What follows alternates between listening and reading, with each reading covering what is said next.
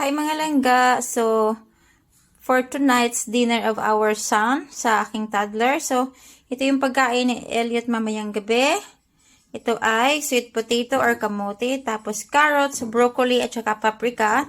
So, i-grate ko lang siya dito sa pinakamaliit na grater ng aming cheese. Tapos, lalagyan ko siya ng egg. Tapos, pan fry ko lang siya sa olive oil.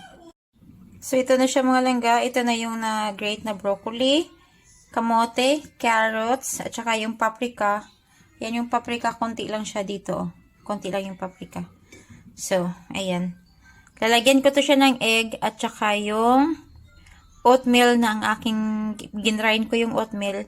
Yun yung ilalagay ko dito instead na flour. Yung oatmeal mga langga. So, pinili ko yung ano siya, hindi siya durog. Tapos ako na yung magdudurog.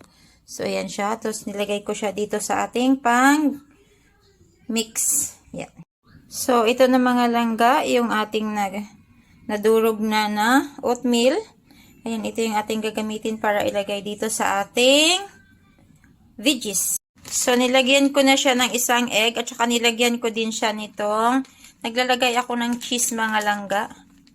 Konti lang na cheese para magkaroon lang siya ng lasa. Ayan. Lagyan ko siya ng grated cheese. Ayan. Ang cheese na to ay yung Belechen 48 from Yumbo. So, ayan. Tapos, i-mix-mix ko na siya. Tapos, lulutuin ko na siya.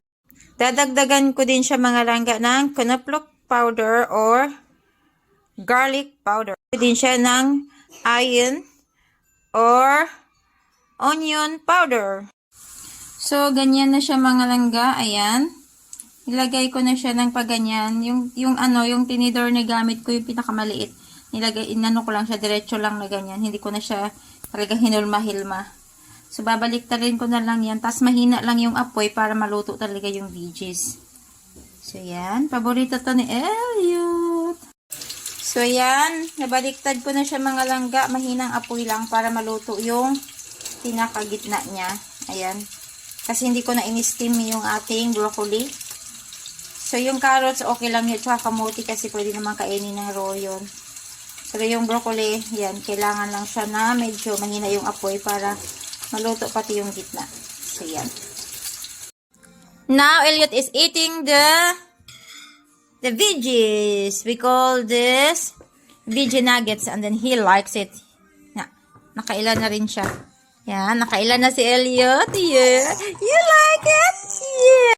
Yan yung battlefield. After much nung dinner ni Elliot. So, yan yung dinner table niya. Tapos, ito yung tira dun sa